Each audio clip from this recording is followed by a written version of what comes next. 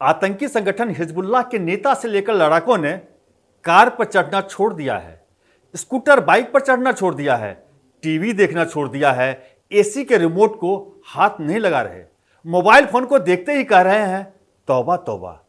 Computer और laptop से बना ली है दूरी, क्योंकि आतंक फैलाने वाले खुद आतंकित हैं। दहशतगर्द खुद दहशत में हैं और यह खौफ पहली बार दुनिया के तमाम आतंकी संगठन महसूस कर रहे हैं। उन्हें पता नहीं कि कब क्या फट जाए और फटने का यही डर बैठा है उनके सिर के ऊपर, और यह है ऑपरेशन बिलो द बेल्ट का असर। लेबनान और इजराइल के बीच नई तरह की जंग और परंपरागत युद्ध छिड़ने की अजब गजब वजह कैसे शुरू हुई, इन सब पर होगी आज कर्तव्य पथ में विस्तार से बात। नमस्कार, मैं हूं रविशंकर प्रसाद। करीब 48 घंटे तक खौफ में रहने के बाद लेबनान ने सन्नाटे को तोड़ने के लिए इजराइल को बदले की धमकी दी, लेकिन बिना वक्त गवाए इसका जवाब उन्हें इजराइल से मिला और भरपूर मिला। और ऐसा हुआ तो आसमान गर्द और गुबार से स्याह नजर आने लगा और जगह जगह जलते अंगारे दूर से जुगनुओं के झुंड का एहसास कराने लगे। इस पारंपरिक जंग की वजह हजारों ऐसे धमाके रहे जिसने नुकसान कम और दहशत ज्यादा फैलाई। इजराइल ने दहशत फटाफट वाली इस जंग का नाम दिया था बिलो द बेल्ट। और जब बिलो द बेल्ट धमाके होने लगे, या यूं कहें कि बम फटने लगे, तो 4000 से ज्यादा बार फटे, और फटे तो कुछ की जान गई और कुछ के जान माल का नुकसान हुआ। ऐसा इसलिए हुआ कि पेजर के बम में बदले जाने से बेखबरों में कुछ ने इसे बेल्ट के पास बांध रखा था, तो कुछ ने पैंट की आगे की जेब में, तो कुछ ने पीछे की जेब में। अब पेजर जब बिलो द बेल्ट फटेगा तो जान माल का नुकसान तो होगा ही।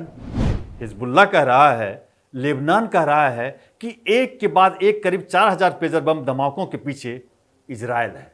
इजराइल ने कुछ नहीं कहा।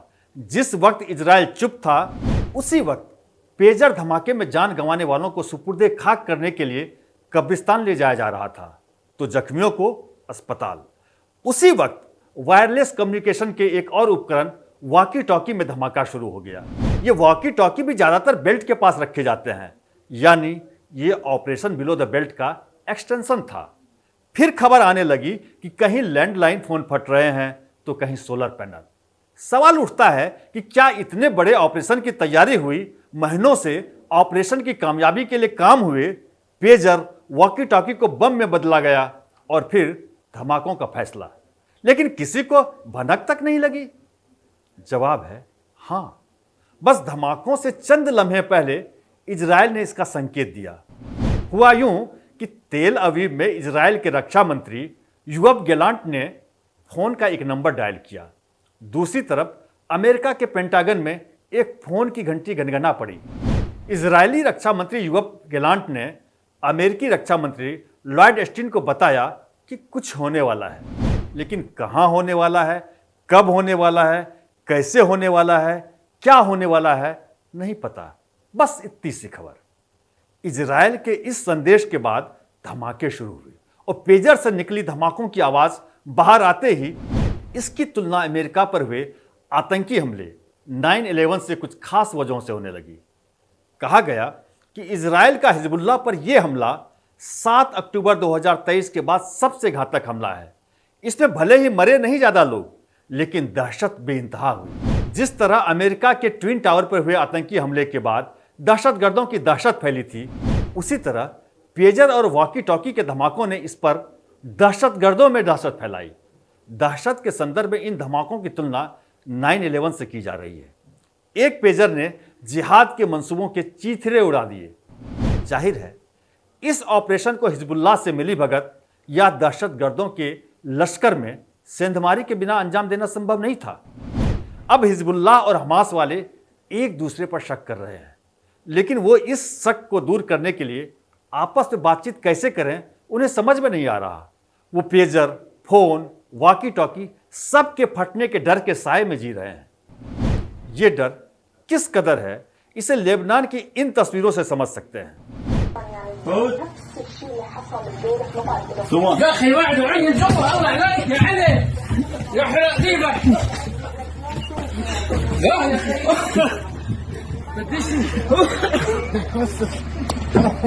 अब आपको बताते हैं कि इस ऑपरेशन को कैसे अंजाम दिया गया। इसे लेकर कई तरह की थ्योरी सामने आई हैं, लेकिन सबसे भरोसेमंद थ्योरी के मुताबिक इजराइल को पता चल चुका था कि हिजबुल्लाह के लोग फोन के ट्रैक होने के खतरे को देखते हुए पेजर्स का इस्तेमाल कर रहे थे और आतंकी संगठन से जुड़े लोगों को पेजर के इस्तेमाल के लिए हिजबुल्लाह के सरगना नसरल्लाह ने मजबूर किया। इसी में इजरायली अधिकारी और मोसाद ने अपने लिए मौका देखा। हिजबुल्लाह ने जब पेजर के इस्तेमाल का फैसला किया तो इजराइल ने एक शेल कंपनी बनाई। ये कंपनी एक अंतर्राष्ट्रीय पेजर निर्माता के रूप में सामने आई। बीएससी कंसल्टिंग हंगरी स्थित एक कंपनी थी जो ताइवान की कंपनी गोल्ड अपोलो की ओर से पेजर बनाने का कॉन्ट्रैक्ट लेती थी।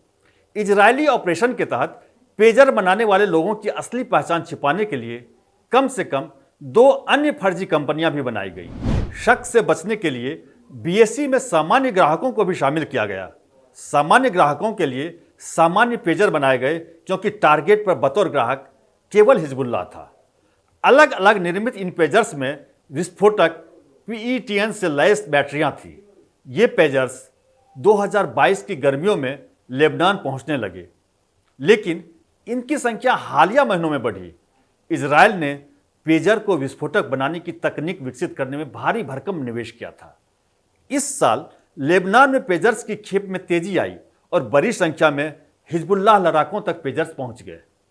इजराइल में खुफिया अधिकारियों ने पेजर्स को बटन की तरह देखा, जिसे समय आने पर दबाकर तबाही मचाई जा सकती थी। इजराइल के लिए वो वक्त आया तो दुनिया ने तबाही का नया तरीका देख लिया। धमाकों को अंजाम देने के लिए इजराइल ने पेजर्स को बीप पर चालू कर दिया और उन्हें अरबी में एक संदेश भेजा जो ऐसा प्रतीत हुआ जैसे कि यह हिजबुल्लाह के वरिष्ठ नेतृत्व से आया है। इसके कुछ सेकंड बाद ही लेबनान में हजारों लोग घायल हालत में सड़कों पर थे। और तो और लेबनान में ईरान के एम्बेसडर मुस्तफ़ा अमानी की पेजर धमाके में एक आंख चली गई, क्योंकि वो पेजर के मैसेज को आंखों के पास लाकर पढ़ने की कोशिश कर रहे थे। उनकी दूसरी आंख को भी नुकसान पहुंचा है। मुश्किल ये है कि ईरान और एम्बेसडर ये तक नहीं बता सकते कि आतंकियों का पेजर उनकी जेब में क्या कर रहा था। इसी तरह जिन वॉकी टॉकी में धमाके हुए वो 10 साल पुराना मॉडल है, जिसका नाम ICV-A2 है। इसे बनाने वाली जापानी कंपनी आईकॉम ने दावा किया कि उसने 10 साल पहले ही इस मॉडल को बनाना और बेचना बंद कर दिया था।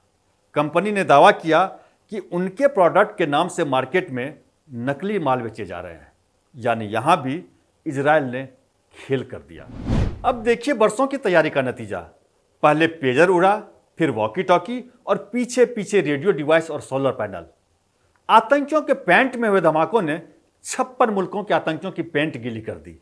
इजराइल का संदेश साफ है, वो केवल घर में घुसकर ही नहीं मार सकते, वो जब चाहें, जहां चाहें, जैसे चाहें वैसे मार सकते हैं। हमास के पॉलिटिकल चीफ इस्माइल हानिया को ईरान में घुसकर मारना, जहां वह कभी कल्पना भी नहीं कर सकता था कि उसकी जिंदगी को कोई खतरा हो सकता है।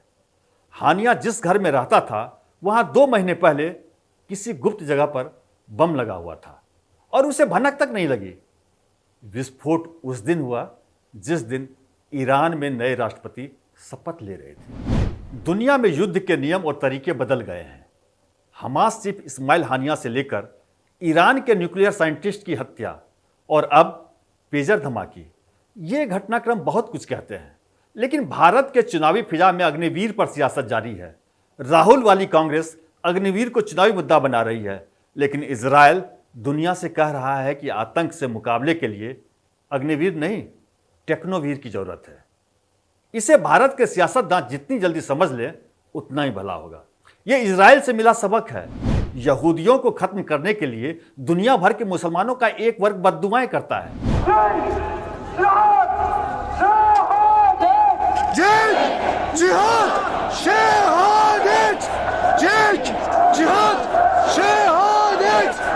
लेकिन यहूदियों का बाल भी बांका नहीं हो पा रहा।